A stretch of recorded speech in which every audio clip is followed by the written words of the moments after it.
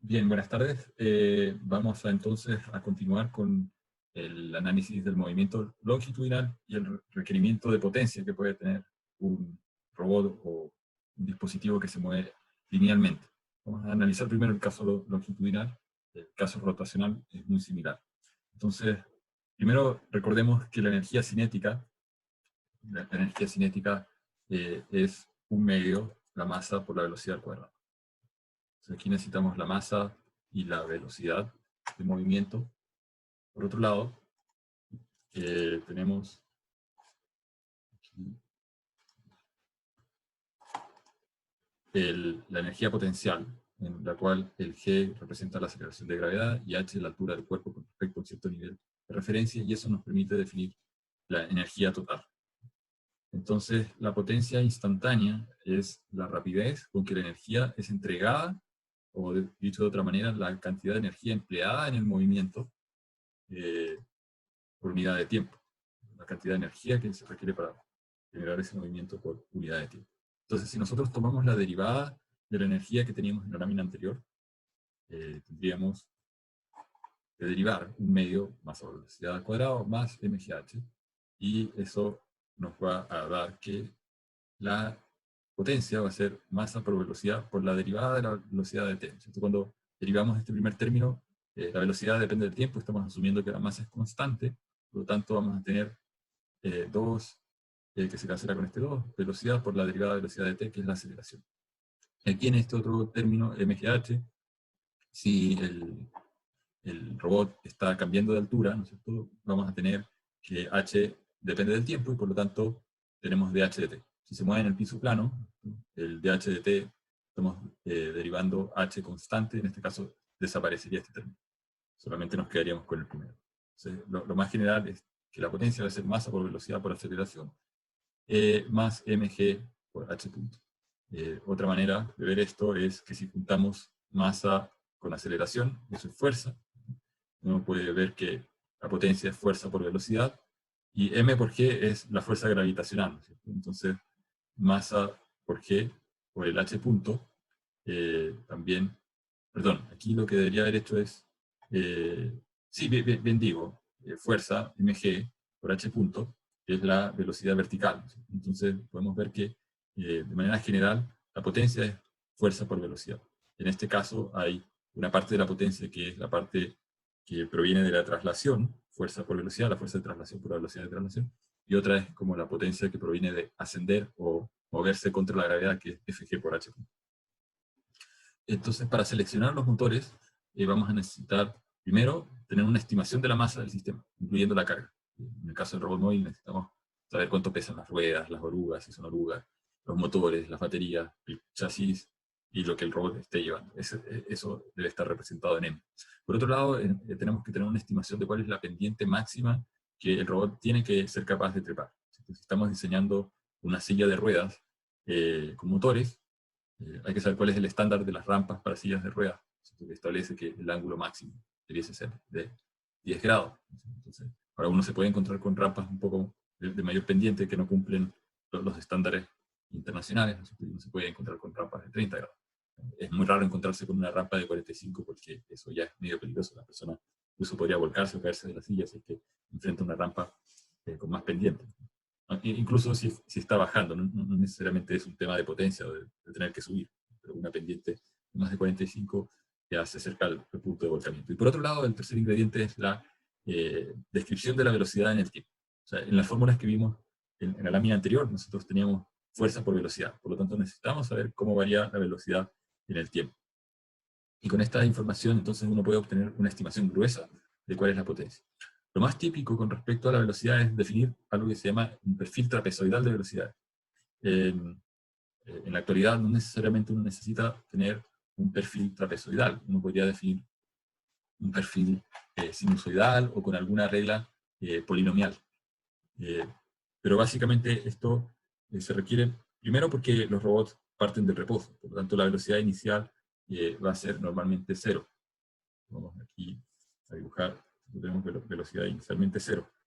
Y a medida que el robot va acelerando, el robot llega a una velocidad máxima, y después, pasado ese punto, no puede seguir aumentando la velocidad, por lo tanto llega a una velocidad crucero, una velocidad constante, o velocidad peak, por eso aparece una P ahí, la velocidad peak o máxima, velocidad máxima.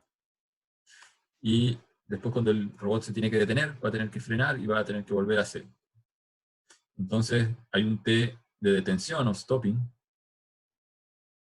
o de desaceleración. Hay un tiempo de aceleración, y hay un tiempo de velocidad constante. Y aquí hay un periodo de tiempo en el cual el sistema está en reposo. Este periodo de tiempo no está dibujado, en algunos sistemas se llama T sub D, o dual time, que sería el tiempo de reposo. Por eso no le puse D de desaceleración, porque la D se utiliza para el dual time. En sistemas robóticos industriales, donde un brazo está tomando y dejando piezas, y puede que descanse una cierta cantidad de segundos, este tiempo es importante porque está asociado al tiempo que se requiere, o el tiempo en el cual se enfrían un poco los motores. Por lo tanto, la resistividad de los motores o la conductividad de las bobinas es una función de la temperatura. Y entonces, para calcular la corriente que realmente va a usar el robot, no basta con utilizar el parámetro de resistencia nominal, sino que hay que considerar que esa resistencia cambia con la temperatura de operación, y esa temperatura de operación a su vez cambia en función de qué tan largo es el tiempo de reposo. Y mientras más largo es el tiempo de reposo, más tiempo tiene el motor para enfriarse. Va a depender también de la diferencia con respecto a la temperatura ambiente. Pero esos detalles no son los más críticos, los más importantes son estos de acá. Y en particular el tiempo de aceleración. Entonces yo pregunto cuál es la aceleración. La aceleración es la derivada de la velocidad con respecto al tiempo. O si nosotros decimos, bueno, ¿cuál es la diferencia de velocidades? Es la velocidad máxima menos la velocidad inicial dividido por el tiempo transcurrido, que es T1, o TA, o T sub A, tipo de aceleración. La velocidad inicial es 0. Por lo tanto, esto es Vmax dividido por T sub A, que es la pendiente, ¿no es cierto? Esta pendiente es Vmax, TA, es el ángulo alfa, ¿no es cierto? La pendiente M es tangente de alfa, que es igual a Vmax dividido por TA, que es la aceleración, o idénticamente la derivada de la velocidad con respecto al tiempo. ¿Por qué se usa un perfil trapezoidal? Porque no es más fácil. ¿Y qué nos está diciendo acá? Entonces, si Vmax es un número y TA es un número, la aceleración es una constante. Va a tener un valor fijo. Entonces, supongamos que acá tenemos una aceleración. Después, aquí la velocidad es constante. Si nosotros derivamos de sub peak a dt, nos va a dar que la velocidad al inicio es Vmax, la velocidad al final es Vmax, entonces la diferencia es 0, todo esto es 0, y dividido por el tiempo de sub c igual sigue siendo 0. Entonces, en este tramo tendríamos que la aceleración es 0. En realidad no es 0 la aceleración. La aceleración que se necesita es un poquito mayor a 0. O sea, aquí hay una aceleración mínima, que es la aceleración que se requiere para vencer el roce viscoso de los mecanismos que hay al interior del robot.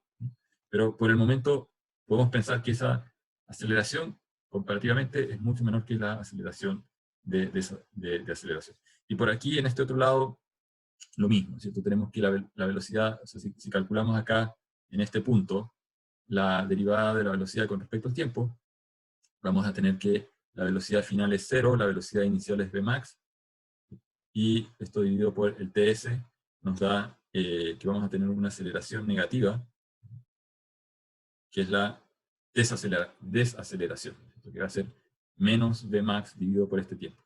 No necesariamente el tiempo de desaceleración es igual al tiempo de aceleración. Podría ser, podría que no. Va a depender cómo esté programado el robot. La desaceleración multiplicada por la fuerza, ¿no es cierto? O la aceleración de frenado, multiplicada por la masa, nos va a decir cuál es la fuerza de frenado que el robot tiene que hacer. Y eso nos va a permitir dimensionar el sistema de frenos si es que tiene freno. Pero la parte de aceleración nos va a permitir definir cuál es la fuerza que se necesita para empezar a avanzar. Y entonces, ese es uno de los primeros ingredientes que necesitamos para poder calcular la potencia. Otra manera de hacerlo es considerando las fuerzas, el balance de fuerzas que intervienen sobre el robot. Entonces, por un lado, sabemos que está la fuerza de gravedad. Si nosotros proyectamos esta fuerza de gravedad sobre el eje longitudinal, este es el eje longitudinal del robot, si proyectamos sobre ese eje, si este ángulo con respecto a lo horizontal es un ángulo θ, este ángulo de acá es 90 menos θ, y este de acá también es θ, por lo tanto este también es θ, son complementarios. Entonces, seno de θ por mg es este vector. El vector que está acá. Y por otro lado tenemos una fuerza motriz. Aquí la rueda está haciendo un torque. Hay un motor que hace un cierto torque. Y si este es el radio de la rueda, supongamos que es R minúscula, entonces voy a dibujar acá una rueda con unos dientes. Imagínense que están en la arena o en la nieve. Aquí tenemos estas paletas. Entonces aquí está el suelo. Y estas paletas están clavadas en el suelo. Si hacemos un torque tau, nosotros sabemos que radio por la fuerza tangencial, aquí hay una fuerza tangencial que está empujando el suelo, la arena. Si uno ve una moto en arena, empieza a tirar arena hacia afuera, porque la cohesión del terreno, o la fuerza con que están pegadas los granos de arena, o lo que sea, el ripio, es menor a la fuerza con que esta aleta está empujando la Tierra, ¿no es cierto? Y por lo tanto la saca y la expulsa. Entonces, esa fuerza tangencial F, multiplicada por el radio, es igual al torque. O, dicho de otra manera, esa fuerza tangencial es el torque que hace la rueda dividido por el radio. El radio es fijo, porque la rueda está definida, está predefinida, pero el torque uno lo regula con el acelerador, el motor. ¿Sí? Entonces, una moto, el motor. Entonces, si uno aumenta el torque, obviamente si uno aumenta la aceleración, está aumentando el torque, y si aumenta el torque, aumenta esa fuerza. Y no conviene aplicar una aceleración a fondo, ¿no es cierto? Porque va a patinar. Incluso en el pavimento ocurriría algo así. Lo que pasa es que a nivel de pavimento ocurre otra cosa. Los neumáticos son de goma y si bien aparece una fuerza que es una fuerza que en cierto momento puede superar a la fuerza de fricción, al mu por n, si la fuerza F es mayor que mu por n, la moto o el auto va a derrapar y va a patinar y no va a avanzar. Si el pavimento está mojado, este mu es más pequeño todavía y puede ocurrir esto con mayor facilidad. ¿Y qué va a pasar? Que el pavimento es rugoso, ¿no es cierto? Es como una lija y va a empezar a gastar el neumático. Le va a quitar estos cachitos. Ahora, el asfalto también se gasta. Uno puede ver algunas calles donde hay como huellas, porque hay una interacción, pero nos vamos a meter en ese detalle microscópico, ¿no? Porque aparece un fenómeno de resbalamiento que es bastante más complejo de modelar. Aquí yo les estoy diciendo, asuman que que toda la fuerza que aplica esta aleta sobre el suelo, por ley de acción y reacción, se devuelve exactamente igual de vuelta. Cuando se devuelve, entonces aparece una fuerza de tiro, o una fuerza motriz, Fm. Esa fuerza motriz Fm es esto, es el torque que hace el motor dividido por el radio. Esa es la fuerza con que el motor está tirando el auto hacia adelante. Proviene de esta interacción entre el neumático y el suelo. Entonces aquí estamos Profesor, asumiendo, ¿sí? me tengo una pregunta, no sé si ya lo dijo, pero ¿cómo cambiaría, o si llega a cambiar algo, la fuerza si hay deslizamiento? Claro, si hay deslizamiento, lo que ocurre es que uno va a tener una función que es de este tipo, ¿no es cierto? Fm va a ser igual a el torque dividido por R si esto es menor que mu por n, y si no, va a ser mu por n. Entonces, si uno grafica Fm versus torque, cuando yo voy aumentando el torque, va aumentando Fm, ¿no es cierto? Linealmente. ¿Hasta qué punto?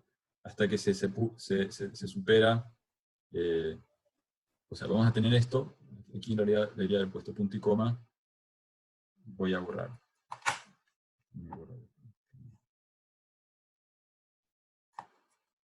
Sí. Entonces, eso se cumple si es que torque dividido por R es menor que mu por n. Y si no, es mu por n cuando torque dividido por R es mayor o igual a mu por n.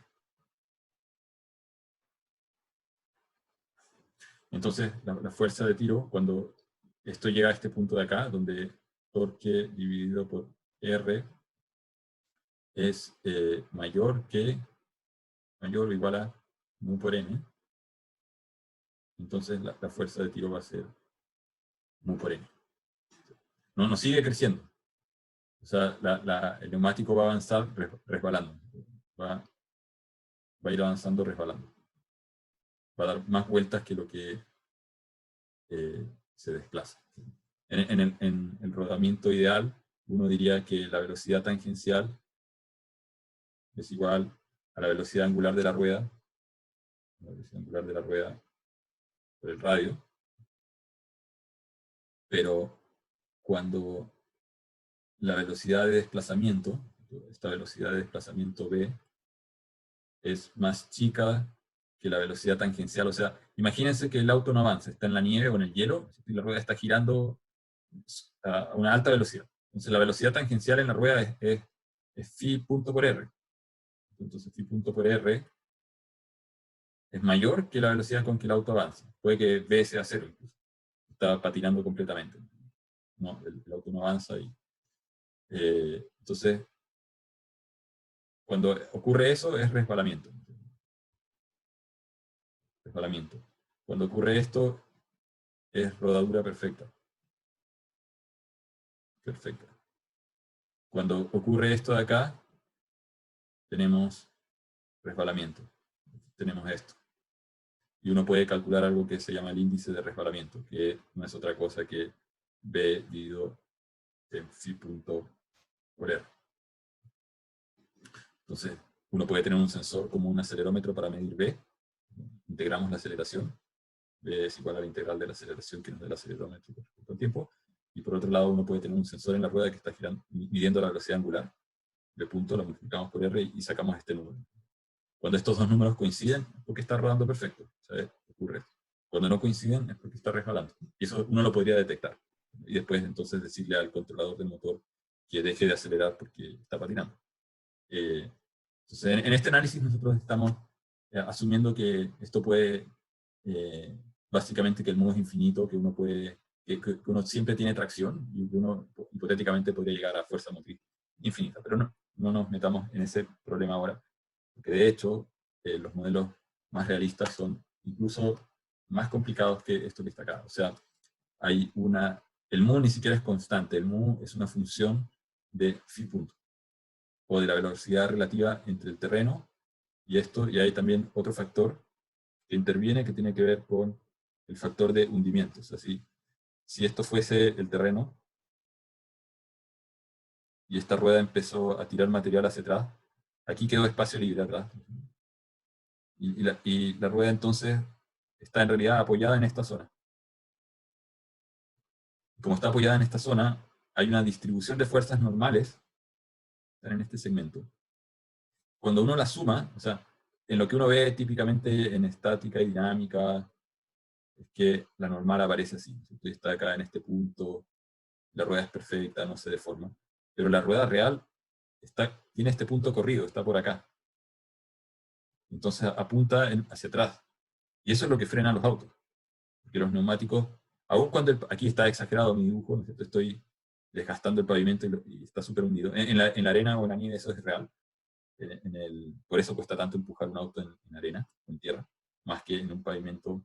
La otra situación en la que ocurre esto es cuando los neumáticos están medio desinflados, están deformes. Entonces, el neumático deformado, aquí lo estoy exagerando. Entonces, y hay una zona de contacto, está más distribuida, pero cuando uno lo empieza a girar, entonces esta parte queda colgada, la parte de atrás, y la parte que va avanzando tiene como si fuese un caracol. Estoy exagerando el dibujo. Entonces, la distribución de fuerzas está así. Eso ocurre, digamos, con una diferencia de como 5 grados. O sea, si uno traza una línea en la mitad y uno dice, el neumático debería estar igual en los dos lados, y esto serían 15 grados y 15 grados. Cuando uno ve neumáticos desinflados y los hace girar, uno puede medir dónde se separa del suelo y dónde está, hasta dónde llega la parte frontal que está avanzando, y uno puede ver que aquí hay 5 grados menos que aquí. Hasta, eso va a depender de, de qué material es el neumático y cuánto pesa el auto, qué tan deformado está, etc. Hay libros de modelación hasta ese tipo de cosas. Entonces, el punto es solamente transmitir que eso es lo que hace que aparezca una normal que no es la normal ideal, ¿no? Y que hace que uno sienta que el auto pesa y cuesta empujarlo. Y además de estas propiedades, hay propiedades del roce, que son funciones de la velocidad, que hace que esta curva sea algo así. O sea, en los estudios que han hecho en laboratorio en forma empírica hay como un punto óptimo y después hay una velocidad o un torque donde esto vuelve a decaer.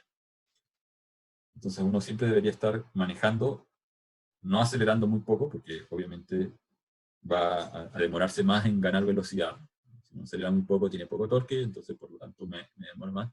Pero tampoco saco nada con pisar el acelerador a fondo y salir, como dicen, pelando forro, porque mi tracción es mucho menor y estaría gastando energía inútilmente porque no estoy avanzando. Estoy haciendo girar las ruedas, pero sin avanzar. Bueno, eso lo comento, digamos, como una nota aparte, porque si uno quisiera hacer el análisis completo considerando el resbalamiento, bueno, hay que calcular en la ecuación, voy a borrar todo esto, porque esto se puso muy denso. Hay que calcular que la fuerza motriz, ¿cierto? No es exactamente, aquí nosotros estamos diciendo, nuestra fuerza motriz es el torque que hace el motor dividido por el radio. Cuando tenemos resbalamiento hay que restarle un factor, le voy a poner acá lambda, por el coeficiente de resbalamiento. Le resto fuerza. En el fondo, imagínense una moto, como les decía, en la nieve o en la arena, tirando la arena hacia atrás, que no está avanzando. Entonces, en el fondo, para efectos del usuario de la moto o del que está observando la situación, esa moto como que no tiene fuerza y no sale. Está media pegada o estancada en el lugar. Entonces, pero aquí vamos a borrar ese término, vamos a simplemente pensar en que no está eso. Entonces, ¿cuáles son nuestras ecuaciones de fuerza? O la ecuación más básica que podemos escribir. La ley de Newton nos dice masa por aceleración igual a la sumatoria de fuerzas que actúan sobre este sistema. Por un lado, la fuerza motriz, que hace la rueda a través de los motores y de la interacción con el suelo, menos la fuerza de gravedad que me está tirando hacia atrás. Entonces, si yo apago el motor y no tiene frenos esto se va a ir rodando de vuelta hacia allá. Porque tengo una fuerza menos mg seno de teta. Está tirando hacia atrás. Si además quisiera hacerlo esto más realista, tendría que poner aquí menos c por la velocidad, donde este c es el coeficiente de roce viscoso que puede combinar roce aerodinámico más roce en los rodamientos de los componentes. Esto iba a ser proporcional a la velocidad. Por lo tanto, ¿qué es lo que tiene que hacer el motor para moverse? El motor para moverse tiene que hacer masa por aceleración más mg por seno de teta más c por b. Si nuestro motor tenía torque dividido en R menos lambda por el resbalamiento I, ¿cierto? Aquí lo que aparecería es que tenemos torque partido por R menos lambda por I, y esto también tendríamos que pasarlo al lado derecho de esta fórmula y tendríamos que el torque que hace el motor va a ser R por masa por aceleración más mg seno de teta más C por B más lambda por I. O sea, claramente el torque que hace el motor para mover esta cosa es la fuerza que se necesita para sacarlo del reposo, ¿cierto? O para cambiarle de velocidad al sistema. Si el sistema está yendo a velocidad constante, entonces la aceleración sería cero y por lo tanto el torque que necesitamos es solamente el torque que se necesita para vencer la gravedad, que se necesita para vencer el roce aerodinámico y potencialmente si hay resbalamiento, si el I es distinto de cero, para vencer el resbalamiento. Si además queremos cambiarle la velocidad al sistema, y supongamos que esta cosa estaba moviéndose a 10 km por hora y queremos que vaya a 20, entonces va a haber un cambio de velocidad y ahí nos va a aparecer una aceleración. Entonces el torque tiene que ser suficiente como para cambiarle la velocidad, vencer la gravedad, vencer el roce aerodinámico.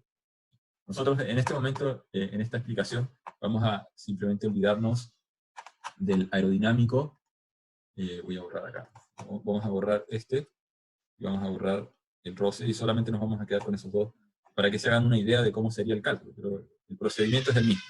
Lo que pasa es que si queremos modelar el roce aerodinámico y el de resbalamiento, nos metemos en detalles que son más difíciles de modelar, y si los vamos a modelar hay que modelarlos correctamente, si no estaríamos inventando términos que no sabemos cuánto valen.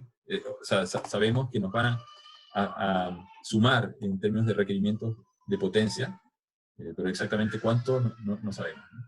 Entonces, aquí entonces necesitamos considerar que esto tiene que hacer esto más el mg seno de teta, s teta. ¿Ya? Entonces, si quisiéramos calcular potencia, tenemos dos caminos. Por un lado, podemos calcular la derivada de un medio masa velocidad cuadrado, como ya lo hicimos. Vamos a llegar a masa por velocidad más mg h punto. Y aquí, entonces, ¿qué velocidad ponemos? Bueno, la velocidad máxima, ese es el peor caso. La aceleración es v máximo partido por el tiempo de aceleración. La variación de altura, en este caso, del carrito, en el diagrama anterior, voy a elegir acá para escribir. Entonces, si esto está subiendo por una rampa, la altura h va a ser igual a x. Entonces, supongamos que esta es la distancia que ha recorrido el carrito, x, por seno de teta. Este ángulo era teta, seno de teta. Entonces, si tengo que calcular derivada de h a dt, esto va a ser derivada de x a dt por seno de teta. El ángulo no cambia, por lo tanto no tengo que derivar seno de teta. Si la pendiente del camino sube y baja, no sé, y hay cambios, ahí sí tendría que derivar todo esto.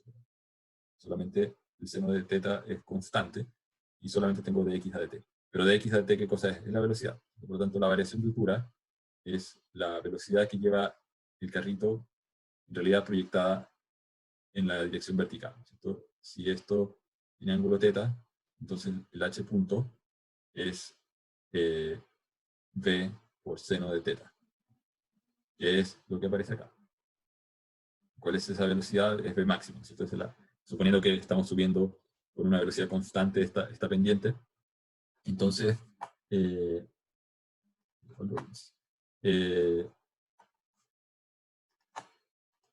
podemos reagrupar los términos sacando la masa hacia afuera, hacia el lado izquierdo, está la masa, aquí está la masa. Entonces tenemos velocidad dividido por tiempo, eso es aceleración, y tenemos g por seno, que es un factor de aceleración, ¿no es cierto? Es la aceleración de la gravedad proyectada en la dirección de la pendiente.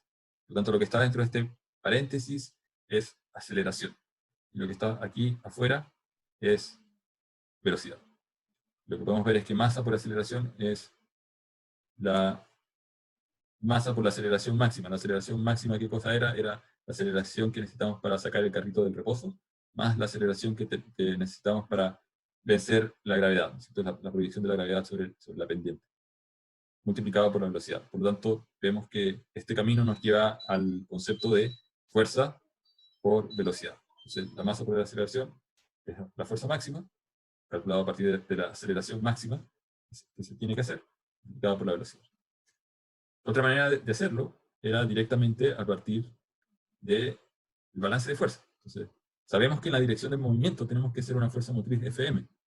Entonces, esa fuerza motriz, dijimos, era la masa por aceleración más mg seno de teta. Eso es lo que los motores tenían que hacer para tirar este carrito venciendo, cambiándole de velocidad, ¿no es cierto? Haciendo que aparezca una aceleración A, y por otro lado venciendo la gravedad, para llegar a una velocidad B. Entonces, si nosotros reemplazamos el valor de aceleración, que es Vmax partido por TA, y el ángulo, que es θ máximo, y la velocidad, que es V máximo, llegamos exactamente al mismo resultado. O sea, el punto es, si usamos la segunda ley de Newton y calculamos la fuerza motriz, o si utilizamos directamente un criterio de energía y lo derivamos, en ambos casos llegamos a la potencia, al mismo resultado. Entonces, aquí lo importante es que la potencia puede calcularse a partir de la energía o de las fuerzas multiplicadas por la velocidad, obviamente. Ambos métodos llegan a lo mismo y se aplican correctamente. Uno podría preguntarse, bueno, entonces, ¿qué ventaja tiene usar uno o por qué ver dos métodos? Y hay una sutileza. O sea, la energía como concepto no depende del marco de referencia. Cuando estaba haciendo el dibujo de las fuerzas, yo definí un marco de referencia que estaba alineado con el eje longitudinal del carrito y el otro eje era ortogonal al plano de la pendiente. Y eso lo definí yo. Y alguien podría haber preguntado, ¿por qué no pusimos un marco de referencia fuera de la pendiente, alineado con los bordes de la pantalla, ¿no? Con un horizontal y un vertical? También se podría haber hecho con otros ejes. Por lo tanto, no hay, en el caso de las fuerzas, una representación única. Uno puede utilizar distintos marcos de referencia si uno hace las cosas, digamos, con cuidado y correctamente. Es básicamente expresar vectores fuerza con otras coordenadas, otros valores en las componentes que son las coordenadas para cada marco de referencia. Cuando uno expresa, en cambio, la energía como concepto es independiente del marco de referencia. O sea, al final, el esfuerzo da lo mismo como yo lo mire. Entonces, si lo miro desde el eje longitudinal, si lo miro desde el eje externo, el esfuerzo es el esfuerzo. Y dicho en términos coloquiales o simples, ¿no es cierto? Hay una ventaja en el sentido de que no es tan crítico preocuparse de la definición de marco de referencia como en el caso de las fuerzas. Por lo tanto, hay ciertas personas que les gusta utilizar métodos que están basados en energía. De hecho, fue Lagrange en el que reformuló las ecuaciones de la mecánica newtoniana para plantear las ecuaciones de movimiento usando principios o criterios de energía total del sistema. Eso lo hizo prácticamente 100 años después de que Newton escribiera su libro de Principia Naturalis sobre las fuerzas, donde se enuncian las tres leyes de Newton. Y entonces, estos enfoques, que uno podría decir son 100 años más nuevos, después Hamilton los toma aproximadamente 50 años más tarde, y reformula a su vez la mecánica lagrangiana en algo que se conoce hoy en día como mecánica hamiltoniana, donde si uno mira las ecuaciones, lo que trata de hacer es tomar la energía cinética y potencial y ponerlas de otra manera, de manera de que queden dos ecuaciones diferenciales simétricas en términos de energía potencial en función de la energía cinética y la energía cinética en términos de la energía potencial. Y esa estructura que es cruzada tiene ciertas propiedades que ayudan a hacer un análisis sobre el funcionamiento del sistema y ciertas propiedades de estabilidad. O sea, ahí estamos metiéndonos un poco en lo que es la teoría del control o del análisis del movimiento del sistema. Y hay un principio, y lo interesante es que la formulación lagrangiana o hamiltoniana uno la puede asociar con algo que se llama el principio de mínima energía o de mínimo esfuerzo. O sea, los mecanismos al final, en forma natural, van a tender a moverse en la dirección en que requieren menos esfuerzo, y que tiene como un sentido lógico. Entonces, si yo tengo un pistón que puede desplazarse linealmente dentro de un cilindro, lo lógico es que el mecanismo se mueva en la dirección que tiene libertad para moverse y no en la dirección ortogonal, donde el cilindro o el émbolo choca con las paredes del cilindro. Ellos, Hamilton y Lagrange, formularon esto matemáticamente, y cuando uno ve las ecuaciones, hay como un criterio detrás de minimización de energía. O sea, el mecanismo minimiza la energía en forma natural, o su propia energía al moverse, y además está relacionado a las fórmulas de la mecánica newtoniana. Entonces uno podría decir, bueno, ¿para qué meterse en todo esto? Bueno, por un lado, como les decía, el no utilizar mecánica newtoniana ayuda a no preocuparse de marcos de referencia. Pero la pregunta es, bueno, ¿y qué hacemos en robótica? ¿Usamos mecánica lagrangiana o newtoniana? ¿Usamos energía o usamos fuerza? Esto, por un lado, hay una parte que depende un poco de gustos, porque ambos, aplicadas correctamente, ambos caminos llevan a los mismos resultados. Sin embargo, en los últimos, y yo diría que en la época probablemente de los 80, empezó a cobrar como popularidad la variante lagrangiana de hacer las cosas, sobre todo por las personas que estaban trabajando en el área de control. De esa manera uno tenía las ecuaciones de movimiento del sistema sin tener que preocuparse de marcos de referencia. Pero cuando uno tiene que diseñar, finalmente ocurre algo, que uno tiene que construir el robot. Y hay que saber, bueno, cuál es la fuerza que aparece entre el brazo y el antebrazo del robot, o entre el antebrazo y la muñeca. ¿Qué torque hay en esa parte? Porque yo necesito diseñar el eje del motor que va a unir las dos partes.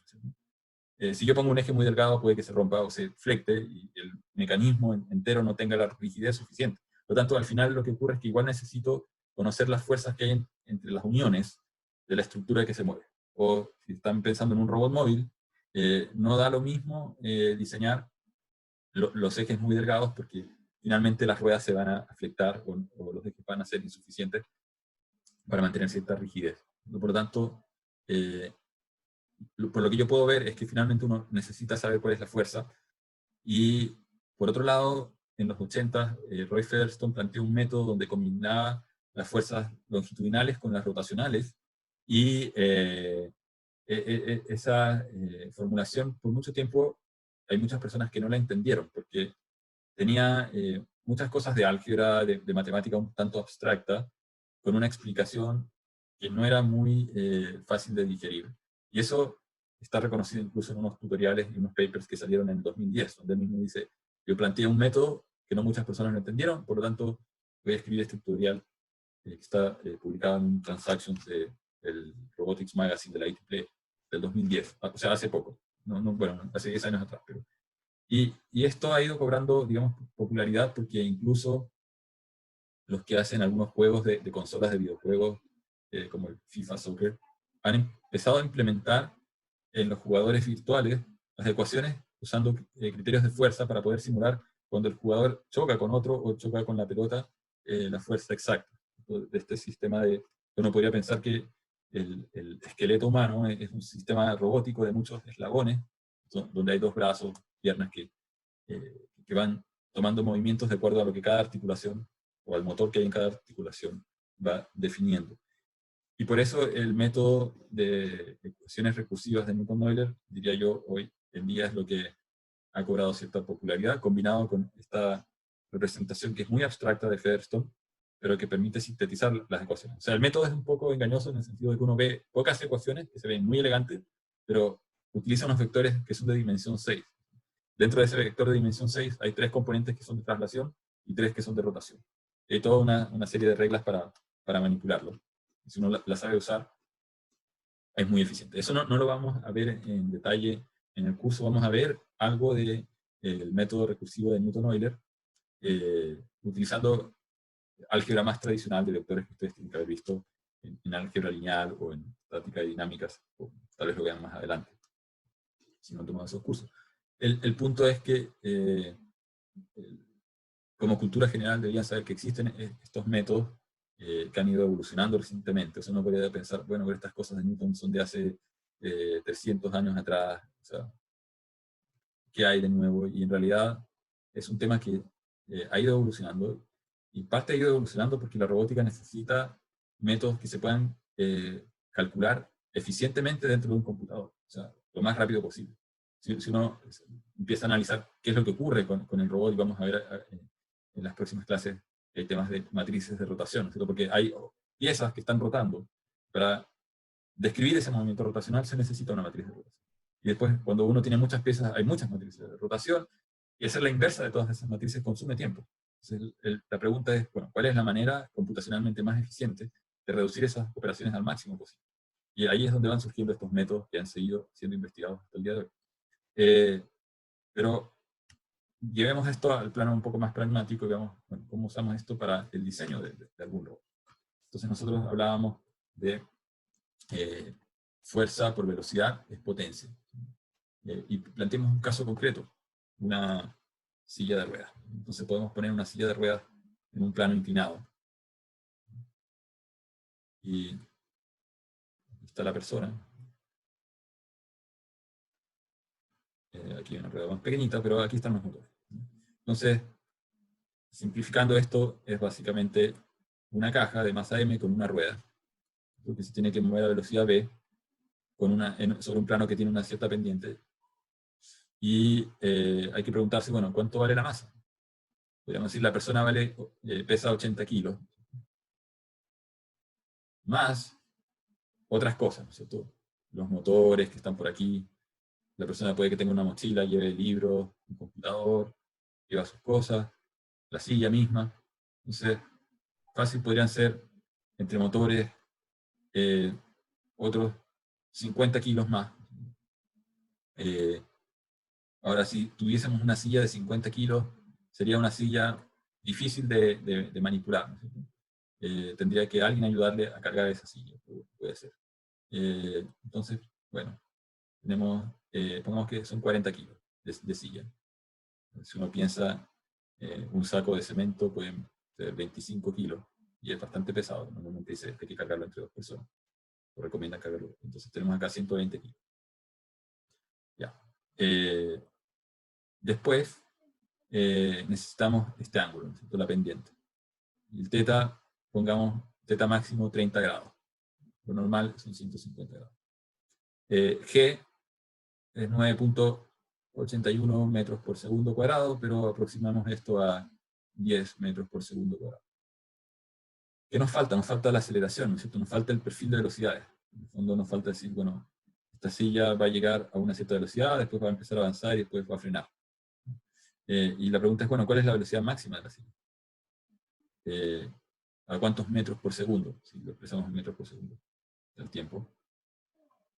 Entonces, uno podría decir que la velocidad máxima debiese ser 2, incluso 1, pero podría ser 2. Ustedes preguntarán, bueno, ¿por qué la velocidad es 2? Bueno, o sea, una persona caminando típicamente se demora, o el promedio es 0.6 a 0.7 metros por segundo. Por lo tanto, lo normal es que la silla vaya a la misma velocidad que caminan las personas. Uno podría imaginar que la silla o la persona se está moviendo en una vereda donde hay también otras personas y por lo tanto tiene que ir un poquito a la misma velocidad que el resto. Si va más rápido los atropella. Poner 2 es un poquito exagerado, pero bueno, podría ser que la persona tiene que en algún momento ir más rápido. ¿Ya? Entonces, pongamos acá, ¿y cuánto tiempo se demora en llegar a esos 2 metros por segundo? Esta pendiente va a cambiar mucho, ¿no es cierto? Si yo pongo más tiempo, podría hacer un perfil mucho más aplanado de velocidades, trapezoidal más aplanado o más abrupto. Entonces, bueno, podríamos decir que llegar en un segundo es razonable, ¿no? O en 2 segundos es bastante razonable. Porque si uno toma esto, ¿no es cierto? 2 dividido por el tiempo, nos va a dar 2 metros por segundo cuadrado. O sea, esto es un quinto de la aceleración de gravedad. Si uno tuviese una aceleración muy abrupta, sentiría un tirón, que es el de la aceleración de gravedad. Entonces, sería tal vez incluso más incómodo para la persona. Aquí como paréntesis podemos pensar cuál es la aceleración de un vehículo de alto desempeño, ¿no es cierto? Un vehículo de alto desempeño puede llegar a 100 kilómetros por hora en 4 segundos típicamente. Hay algunos que incluso ahora están llegando a esa velocidad en 3 segundos. Un Porsche anda por ahí, 4.2, creo, si uno va a buscar estos valores para distintos autos. Un auto tradicional, no sé si uno coloca un sedán tradicional, son 10 segundos, 12 segundos, pero uno de alto desempeño, más de lujo, son capaces de hacer eso. Y esto entonces si lo llevamos a 100.000 metros por segundo, tendríamos que dividir acá por 3.600, ¿cierto? Y multiplicamos por 4, entonces esto sería, bueno, si dividimos acá por 4, son 1000 dividido entre 4 son 250, 50 entre 36, y esto podríamos dividir, bueno, podemos dividir por 18, 125, Da 9, 6,9. ya, 6,9, gracias, metros por segundo cuadrado. O sea, esto sigue siendo bastante más, 6,9, casi 7 metros por segundo cuadrado. No llega a ser ni siquiera la aceleración de gravedad, pero vemos que es bastante más alta que la aceleración de la silla. Por lo tanto, uno podría decir, bueno, esto es razonable, es una silla, no es un auto de carrera, ¿no? Entonces, bueno, ¿cuál es la potencia? La potencia es fuerza por velocidad, ¿no? Y dijimos entonces, la fuerza es masa por la aceleración total, que dijimos era 2, entonces esta aceleración, más g por seno de teta por velocidad. Entonces aquí tendríamos, reemplazando valores, voy a borrar un poco de cosas. Y borrar esto.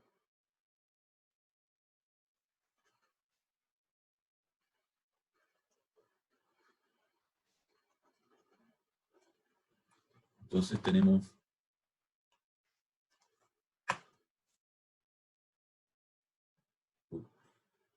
se quedó pegado el mouse.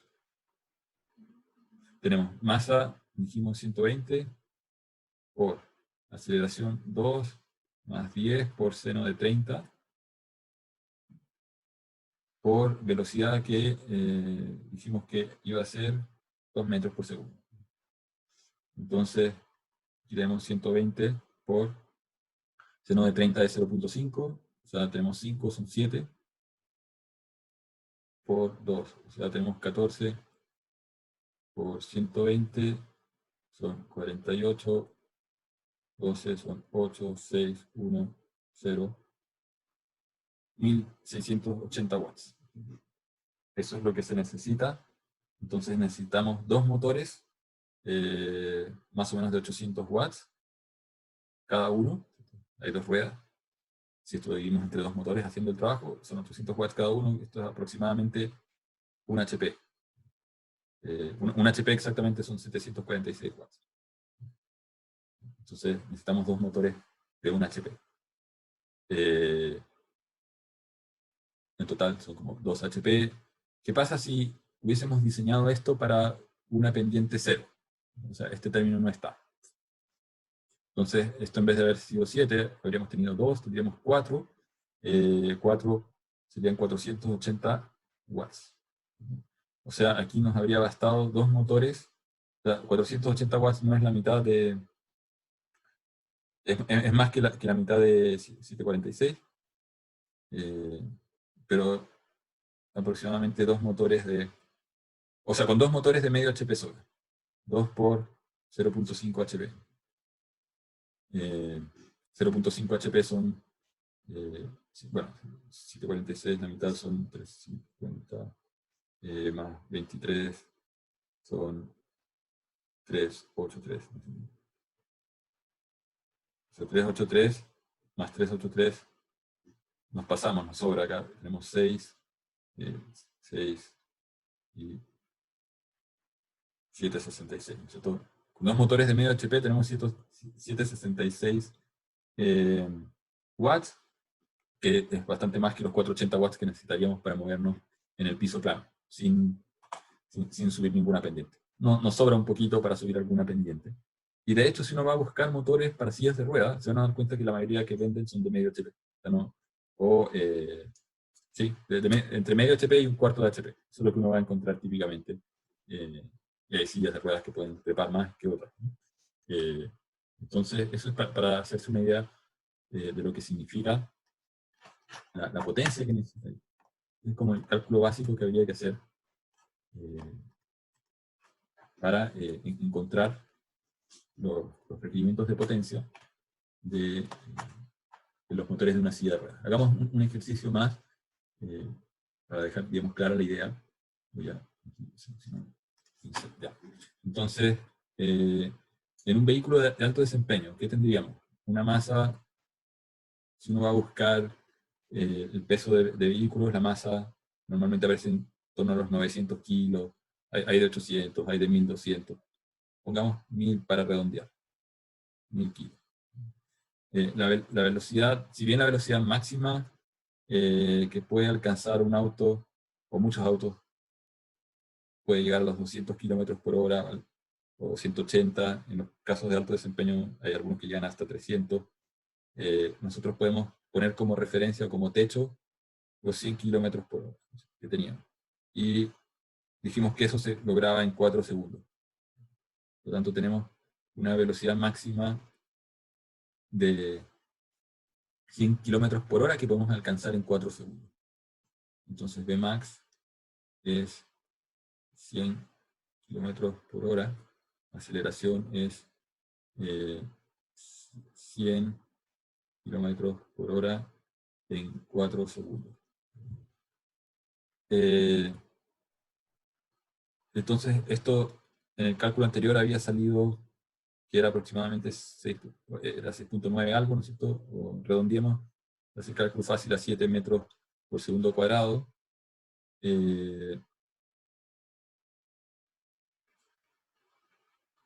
Y esto, dijimos, bueno, esto serían también 7 metros por segundo. No. Claro, esto era con 4 segundos. Nos da 7 metros por segundo cuadrado. Así que aquí sería 7 multiplicado por 4, a 28.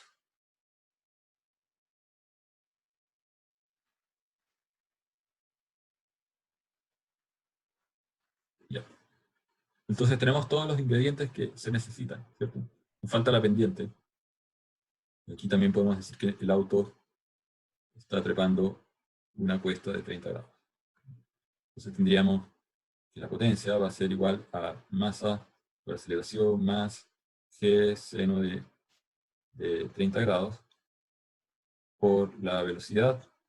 Entonces tenemos masa 1000, aceleración 7, más esto es 10, sería 5.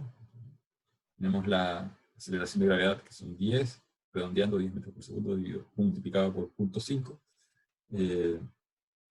multiplicado esto por los 28.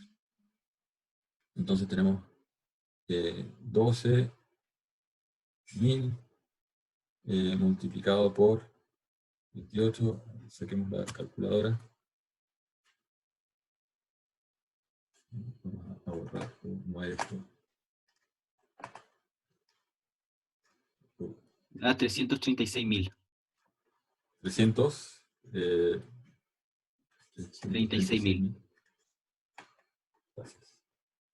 336.000 watts. O 336 kilowatts. Y si esto lo dividimos por 746, ¿cierto? Son 336.000 entre 746 nos da 450 HP. O sea, esto es un motor de 450 HP. Es mucho eso, profe, ¿no? Como comparado con un auto real. Veamos qué dice Wikipedia o Internet. Si puedo sacar el lápiz acá. Sacar esto, clear all drawings. Sacamos esto. Entonces,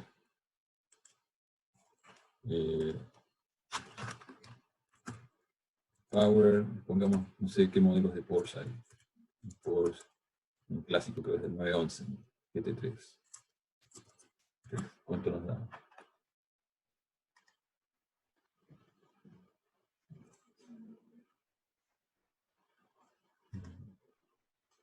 ¿368 kilowatts? ¿Cuánto nos dio nosotros? ¿366? Ah, no, nos dio 336.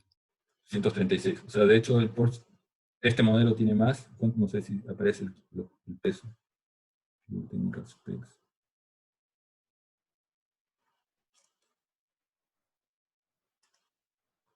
Bueno, habría que buscar, en alguna parte está, si uno busca, ahí está el kilo, el peso de la 1430 kilos. O sea, no estamos muy lejos, y eso que lo hemos hecho con valores muy aprox al ojímetro. No un ojímetro razonable, infelizmente. Si ponemos otro, no sé,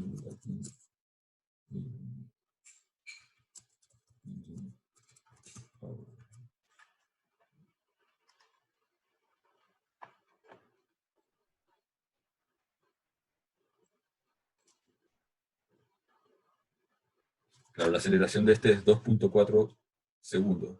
Impresionante. No sé dónde está la potencia. Motor. 1200, o sea, 882 kilowatts. ¿Ya? Nosotros habíamos calculado 366. Ahora, si ustedes van y se fijan en la potencia de, no sé, pueden poner un Toyota Yaris, no sé.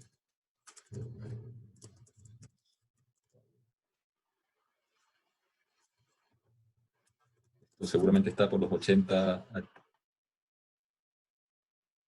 no, 105 HP a 6000 RPM. Bueno, ahí hay un tema de que la potencia del motor en función de la velocidad y de las RPM.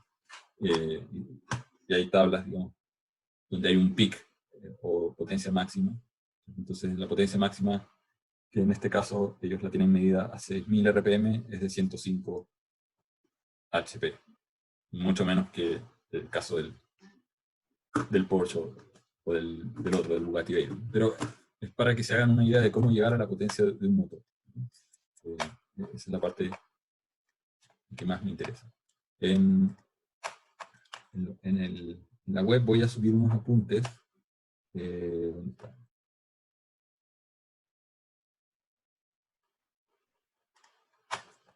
Que son estos.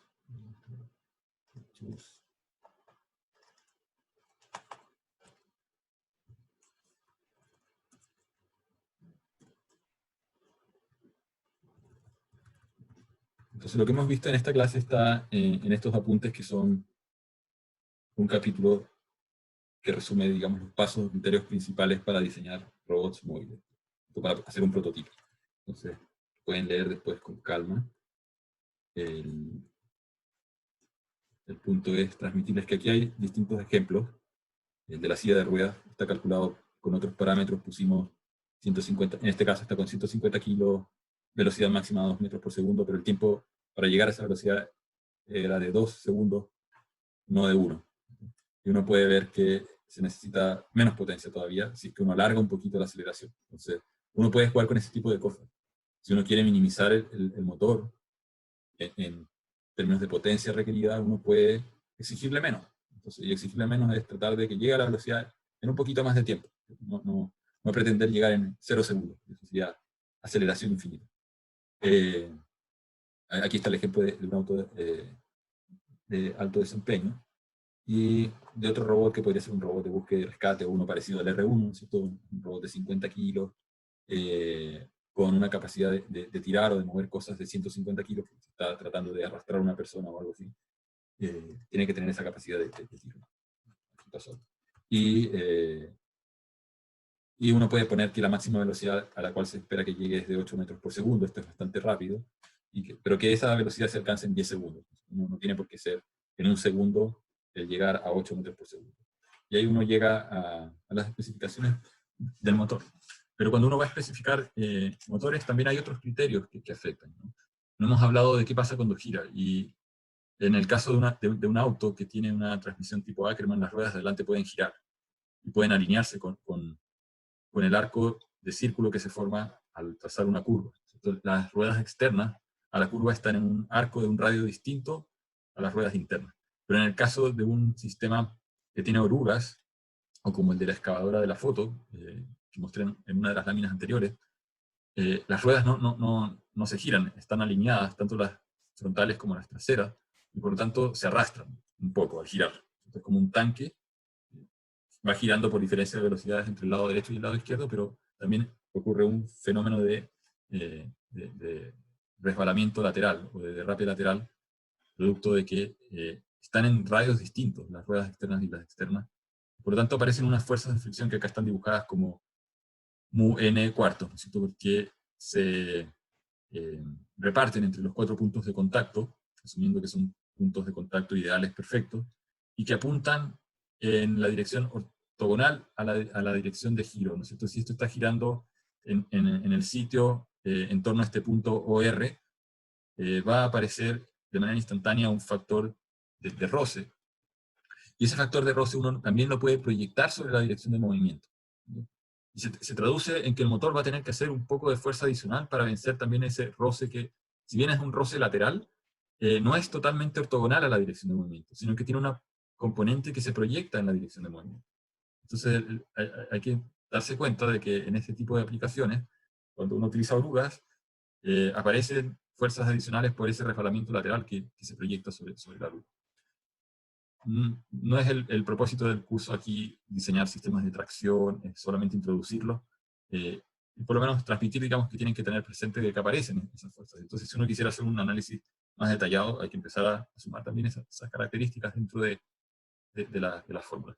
Después hay una parte importante, como les decía, que son las transmisiones mecánicas. Las transmisiones mecánicas se refiere a esto. Y sobre esto puedo dibujar algo rápidamente para explicarles el concepto de lo que ocurre. Vamos aquí. Tenemos una circunferencia que tiene un radio distinto. El motor puede estar conectado por atrás a este engranaje. Y este engranaje va a girar con una velocidad omega 1, y este otro va a girar en el sentido opuesto, una velocidad angular, omega 2. Omega 2. Y este tiene radio R1, este tiene radio R2. En el punto de tangencia, ambos tienen que tener la misma velocidad. No puede ser que uno avance más rápido que el otro, porque si no quiere decir que uno está resbalando o uno le rompió los dientes al otro para poder avanzar más rápido. Si lo imaginan con dos rodillos en el punto de tangencia, ambos tienen que tener la misma velocidad. Si no, si hay una diferencia de velocidad, es que uno de los dos está resbalando con respecto al otro. Entonces, esa relación implica que omega 1 por R1 es igual a omega 2.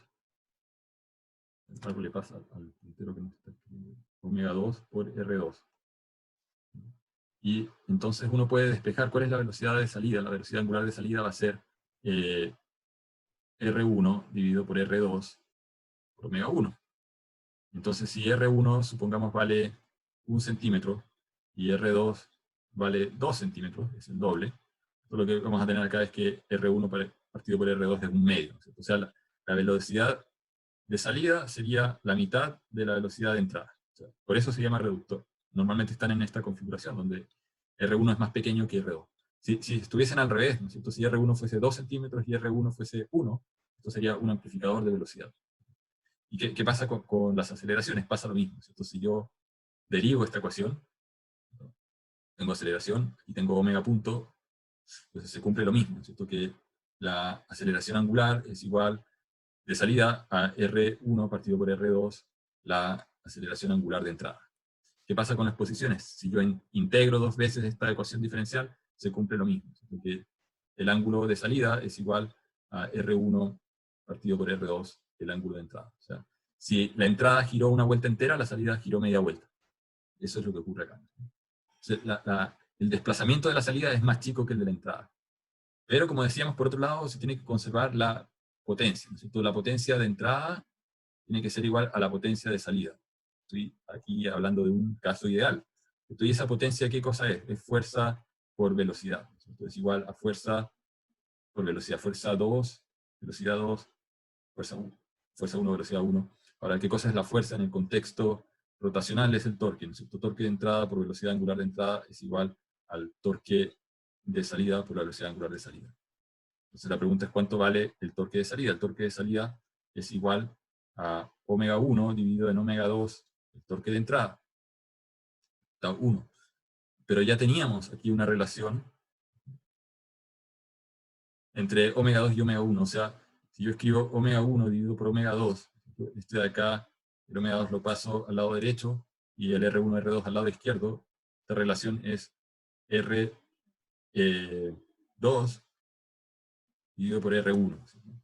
Entonces esto es lo mismo que R2 dividido por R1 por T1. O sea, lo que estamos viendo es que en este ejemplo, el T2 es igual a radio 2 dividido por 1 por torque 1. Y, o sea que si yo pongo 1 Newton metro de entrada, a la salida tengo 2 Newton metros. Con esta configuración, esto me está quitando la mitad de velocidad, o sea, la salida gira la mitad de rápido que la entrada, pero la salida gira con el doble de torque que la entrada. Esa es la gracia de este tipo de mecanismos. Y se puede hacer de distintas maneras. Lo puedo hacer con poleas y correas porque se cumple exactamente lo mismo, ¿cierto? En el mecanismo de poleas y correas aquí tengo una velocidad tangencial, esto gira con velocidad angular omega 1, esta velocidad tangencial se transporta, ¿no es cierto?, es v, entonces esta segunda polea también gira con velocidad tangencial v, pero esa velocidad tangencial es R2 por la velocidad angular de la segunda polea, ¿no es cierto?, omega 2. Entonces v es igual a omega 2 por R2, pero también es igual a R1 por omega 1. R1 por omega 1 es igual a v. Por lo tanto, llego a la misma conclusión con este mecanismo. O sea, si tengo varias etapas, una de estas etapas se van poniendo en secuencia, ¿no es cierto? Y este de acá del centro gira a velocidad angular omega 2 por R1, y este de acá gira a velocidad angular omega 3 por R2, ¿no es cierto? Este es R2 igual que el anterior. Y voy encontrando hasta llegar al último eje, ¿no es cierto? Que la relación es la secuencia de factores de reducción de cada etapa. Lo mismo ocurre con una cadena, es otra versión, ¿cierto? ¿Por qué usar una correa? Bueno, en vez de una cadena, las correas son más silenciosas, pero las correas tienen cierto límite de tensión. Después de ese límite se rompen, ¿no es cierto? Incluso una cadena también se puede romper. Las cadenas en ciertos tamaños tienden a ser más baratas que las correas, pero incluso hay algunas motos que usan correas y que no están usando cadenas. Al interior de esta correa que parece de goma, en realidad hay cables de acero. Están forrados en este material que es de goma. Se llaman correas sincronizantes. Tienen la ventaja de que los dientes de la correa se enganchan muy bien, encajan muy bien con los dientes de la polea, y por lo tanto no hay backlash, o tienen muy poco backlash. En cambio, en estos sistemas como de piñón y cadena, hay holgura, ¿cierto? Y ocurre este fenómeno que les decía, donde el movimiento no se traspasa en su totalidad de la entrada a la salida, porque hay una pérdida por choque, hay una colisión entre los dientes que empujan los pines de la cadena, ¿no es cierto? Y no es una colisión perfecta, sino que es una colisión elástica, a pesar de que es metal, ¿no es cierto? Hay una deformación mínima del metal, hay un aspecto de fricción y de deformación del metal, los piñones se van desgastando con el tiempo también, que hacen que no se transfiera toda la potencia a la salida. Cuando eso ocurre, entonces hay que considerar que hay una pérdida de potencia del motor hacia la rueda que uno quiere mover, y eso hay que considerarlo en los cálculos. O sea, si habíamos calculado que el motor necesitaba, por decir algo, 100 watts, pero nuestro mecanismo tiene una eficiencia de 70%, entonces tenemos que dividir esos 100 watts por 0.7. Y aquí hay una tabla de eficiencias para distintos tipos de transmisiones. Spool gear es un engranaje dentado. Hay engranajes que tienen dientes helicoidales, que normalmente tienen eficiencias mayores a los spool gears. Cuando son engranajes que tienen dientes rectos, incluso la eficiencia puede bajar a 70% fácilmente. Entonces aquí dice cuáles son las desventajas de los spool gears, es que son ruidosos. Normalmente las cajas de cambio de autos tienen en las direcciones hacia adelante, tienen dientes helicoidales, enganchan mejor y distribuyen la presión de fuerza sobre la cara del diente entero gradualmente a medida que van transitando de un diente a otro, cuando van engranando la transmisión. En cambio, la marcha atrás, en muchos autos manuales suena distinto, o sea, ustedes pueden haber escuchado, y esos engranajes son de diente recto. Entonces aquí, estos que están acá tienen el diente recto, la cara es plana. En los helicoidales, el diente tiene, si ustedes imaginan que el engranaje está hecho sobre un cilindro, si uno proyecta ese cilindro, uno puede imaginar una hélice que recorre el cilindro. Entonces, cuando se utilizan dientes que continúan la curva de una hélice enrollada en torno al cilindro, esos dientes no son rectos, se llaman helicoidales y distribuyen la transmisión de fuerzas de manera gradual de una cara a otra, son más silenciosos y más eficientes porque golpean menos. Aquí, en el dibujo D, hay un sistema de tornillos sin fin y corona. Tienen otra ventaja. Aquí están en la tabla, worm, gear and pinion. Uno puede ver que la eficiencia es muy baja. Entre el 30 y el 50% de la energía se pierde en la fricción que hay entre el tornillo sin fin y la corona, y la transmisión de fuerza. Pero tienen la ventaja de que son sistemas que se frenan automáticamente. O sea, si el motor está conectado en el eje del tornillo y se corta la electricidad o las baterías se apagan, el eje no gira, porque si uno trata de girar este eje, se traba contra el hilo del tornillo. No, en cambio, en un sistema de engranajes, yo puedo mover la salida y transmitir el movimiento hacia atrás de vuelta a la entrada, o de la entrada a la salida. Cuando uno tiene esos mecanismos que son reversibles, uno dice que son back drivable o manejables, conducibles hacia atrás. Cuando no se puede hacer eso, uno dice que los mecanismos son mecanismos autobloqueantes, porque se bloquean solos. Uno los puede manejar en un sentido, inyectando el giro en el tornillo, pero no lo puede inyectar en la corona. Entonces, se traba. Entonces, estos mecanismos autobloqueantes son útiles, por ejemplo, en correas transportadoras en la minería, que están moviendo en distancias bastante grandes, de cientos de metros, incluso kilómetros, material, en pendientes, y si se llega a cortar la electricidad, el sistema se tiene que bloquear, porque si no, todo el material empieza a bajar con una correa que está, entre comillas, rodando en un plano inclinado, ¿no? Esas son consideraciones que hay que tener en cuenta. Entonces, también los motores van a tener eficiencia. Una cosa es la eficiencia mecánica y otra cosa es la eficiencia eléctrica. En los motores eléctricos uno puede encontrar dentro de los motores brushless que tienen escobillas de eficiencia en torno al 90-96%, y en otras variantes eficiencias más bajas, del 75 al 85%. El punto es que la eficiencia es la relación entre la potencia de salida, lo que logro sacar, y la potencia que yo le meto. Entonces, si yo calculo que mi mecanismo necesita una cierta potencia de salida, entonces la potencia de entrada va a ser la potencia de salida dividida por eta. Entonces, yo les decía, si tengo un mecanismo que tiene eficiencia 70%, yo voy a tener que dividir por 0.7 la potencia que calculé. En los ejercicios anteriores, si yo hubiese calculado además un factor de eficiencia, habría tenido que dividir esos valores por 0.7, 0.8, si es que ese es el factor de eficiencia del sistema. Ahora, en los ejemplos anteriores, igual, en el caso en particular de la silla de ruedas, la potencia estaba un poquito sobredimensionada porque usamos un plano inclinado de 30 grados, y la verdad es que en general para las sillas de ruedas no se diseña con tanta pendiente. Otro factor importante son los rodamientos. Es algo que reduce enormemente la fricción y cumplen dos funciones. Por un lado es la de minimizar la fricción del eje de salida del motor hacia la rueda. Por otro lado actúan como elemento retenedor, que evita que el eje se desplace. Entonces, tanto radialmente, en el dibujo A está dibujado como radialmente, y en el dibujo B axialmente. Entonces, es importante elegir también el rodamiento correcto, porque si uno sabe que tiene un robot que va a recibir cargas laterales, por ejemplo, cuando se está desplazando, un robot que va a estar... O sea, es poco probable que en un robot de oficina o de ambientes interiores uno tenga cargas axiales muy grandes. Por lo tanto, con un rodamiento de carga axial va a probablemente andar bastante bien. Pero si es un robot que va a estar funcionando en terrenos con pendientes o inclinados, donde puede estar cargando cosas y puesto de lado contra la pendiente, entonces hay que considerar esos aspectos. Solamente entonces para terminar, hay, como les decía, consideraciones de diseño, que son eficiencia de los componentes, holgura, temas de volcamiento, ¿cierto? Que hay que considerar. Holgura en la pasada, o sea, el radio de la rueda a veces puede estar definido también por los obstáculos sobre los cuales tiene que pasar el robot, y hay aspectos de optimización de las transmisiones.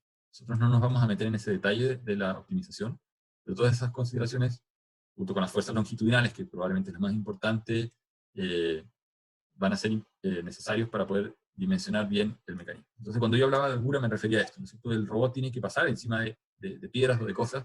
Si uno define o construye un robot con poca holgura, puede que todo el cálculo de potencia esté muy bien hecho, pero después el robot se tranque con la primera piedra que encuentra. O que el robot pueda tener la potencia suficiente para trepar sobre piedras, pero si la otra piedra es muy grande, puede que se vuelque o pierda tracción y cambie de orientación. Entonces, hay otros factores que no los he mencionado, me he enfocado en lo más relevante, pero que deben tener también presente. O sea, que puede que el robot esté en un plano inclinado y que no tolere más allá de cierta inclinación porque se vuelque. No tiene nada que ver esto con la fuerza de los actuadores que uno está eligiendo, sino con otros criterios de operación. Y solamente para terminar, entonces, uno puede hacer simulaciones, vamos a ver más adelante cuando vemos las ecuaciones, qué pasa cuando se cambian o modifican ciertos parámetros. En este ejemplo, lo que se está mostrando es qué pasa cuando se coloca un factor de reducción distinto. Nosotros hablábamos de radio R1, R2, y yo puse, por ejemplo, R1 1 centímetro, R2 2 centímetros, y eso nos daba un factor de reducción 2 a 1. Pero en general se utilizan factores de reducción bastante más grandes. En robótica uno encuentra robots con factores 10 a 1 hasta 100 a 1. Entonces, ¿cuál es la reducción correcta? Y la respuesta va a depender mucho de la aplicación. Uno puede encontrar, si uno googlea, así como googleamos el caso de los autos y ver cuál es la potencia de un motor, uno puede googlear cuál es la potencia del motor de un bus o de una micro. Y se van a dar cuenta que es bien parecida a la de incluso un auto sedán. Puede que sea incluso más baja que la de un auto de alto, de la potencia del motor de un auto de alto desempeño. Entonces, ¿pero cuál es la diferencia? En un camión, el camión no está hecho para manejarlo a 120 kilómetros por hora. Normalmente van más lentos, pero con una capacidad de tiro mucho más grande. Entonces, ¿qué están haciendo? Están transformando parte de esa potencia del motor en torque a costa de perder velocidad. Y entonces, ¿qué es lo que ocurre si uno grafica? En el caso, esto corresponde a unas simulaciones que hicimos para un robot que en cierto momento diseñamos para jugar fútbol. Y ahí, en ese contexto, la cancha tenía 4 metros de largo y nosotros queríamos cruzar la cancha prácticamente en un segundo. O sea, nosotros sabíamos que queríamos llegar a los 4 metros por segundo ojalá, un segundo. Ese era como el ideal. Pero obviamente hay factores de peso, las baterías que hay que poner al robot, elegir los reductores, y hay que hacer distintos análisis de sensibilidad para ver cuál de estos parámetros es el más relevante o afecta más en el comportamiento. Entonces, si yo cambio, por ejemplo, los reductores en la línea azul, que está con una reducción 160 a 1, el torque es altísimo, lo cual al principio le da ventaja, ¿no es cierto? Si uno mira el gráfico superior de la derecha, está la posición versus tiempo, y uno ve que la línea azul al principio le gana a la verde y a la roja, porque como tiene mucho torque, acelera a la partida un montón.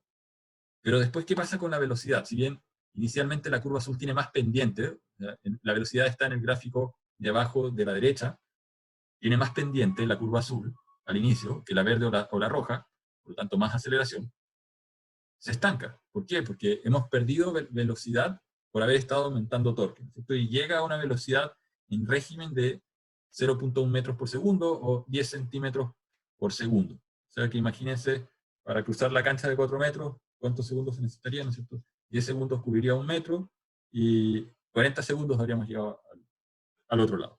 Obviamente ese robot, si bien tiene muchos piques, uno diría, le gana a los otros a la partida, en realidad se estanca y no nos servía. Por otro lado, uno podría sentirse tentado a ponerle una reducción muy baja, es decir, pongamos una reducción 20 a 1. Y con una reducción 20 a 1, la aceleración inicial es bajísima. Si uno sigue simulando, esta línea roja sigue subiendo y incluso pasa a la verde. Pero tampoco me sirve porque al final tengo que ver qué es lo que ocurre con el robot en 10 segundos. En 10 segundos de partido o de juego, el robot que tenía la reducción verde, que es 81, logró recorrer 1.4 metros. El robot que tenía la reducción 161 alcanzó casi 1 metro, los 0.90 metros, en el gráfico superior de la derecha. El robot que tenía la reducción roja, si bien en el largo plazo va a alcanzar una velocidad de régimen mucho más alta, en los 10 segundos llegó a tan solo 0.7, menos de 0.7 metros, 70 centímetros. Entonces, al final hay un balance, Y lo mismo uno puede hacer con las ruedas, ¿cierto? Uno podría pensar, no sé, yo tengo un motor que gira a 100 RPM, si le pongo una rueda de radio gigante, ¿no es cierto? La velocidad tangencial va a ser el radio por la velocidad angular. Entonces, uno se sentiría tentado a poner un radio cada vez más grande. Y con eso voy a alcanzar, supuestamente, una velocidad de traslación mucho mayor. Pero eso es falso, porque a mayor radio de la rueda, mayor es el momento de inercia de la rueda. Entonces, en el fondo estoy aumentando el peso de esa rueda. Y hay un radio óptimo. De hecho, eso está en los apuntes, si lo leen. Nosotros encontramos que el radio óptimo era 3 centímetros. Probamos con ruedas de 20 centímetros, con ruedas de 1 centímetro. Claro, la rueda de 1 centímetro tiene un momento de inercia muy bajo y acelera un montón al inicio, y pasa lo mismo que con el reductor alto, ¿no es cierto?, el de 161. En el caso de una rueda de radio muy bajo, tiene mucho pique, pero después la velocidad tangencial de esa rueda es tan baja que, porque el radio es pequeño, que no alcanza a pasar a los otros. Entonces hay temas de optimizar el radio de la rueda, las transmisiones, y cada torque que aparece está ligado a la aceleración. También impone, aquí en el gráfico central, en la parte de abajo está el torque motriz. Entonces, el torque motriz, en todos los casos, es el mismo al inicio, porque todos están partiendo desde el reposo, pero en uno, el torque motriz, en el que tiene mucho torque, gracias al gran reductor, el torque que necesita para vencer el roce es muy bajo en el tiempo, ¿no es cierto? Pero la velocidad a la cual llega también al final es baja, por lo tanto, su efectividad es baja como robot. El otro, en cambio, que tiene un reductor muy bajo, necesita un torque alto todo el tiempo, porque como que no se la puede con el motor y el reductor que tiene, entonces todo el tiempo está siendo esforzado. Y ese torque, si uno lo lleva después a corriente, que es lo que está en el gráfico de abajo de la izquierda, uno ve que hay una relación exactamente directa, es la misma forma de curva entre el torque del motor y la corriente. Las mismas, tienen unidades distintas, uno tiene newton metro, el otro tiene, y esto está hecho con parámetros reales de motores que existen comercialmente, los mejores que podíamos encontrar. Pero también teníamos que elegir cuál era el motor óptimo, ¿no? En todos los casos utilizamos un motor que se alimentaba con 6 volts, que es un requisito. Como el robot era pequeño, teníamos que usar baterías bastante compactas, y las baterías que en ese momento teníamos disponibles eran de 6 volts. Y eso, o sea, lo dejo hasta acá. Hay un video que lo pueden ver después del R1 funcionando, está por ahí. Están los apuntes.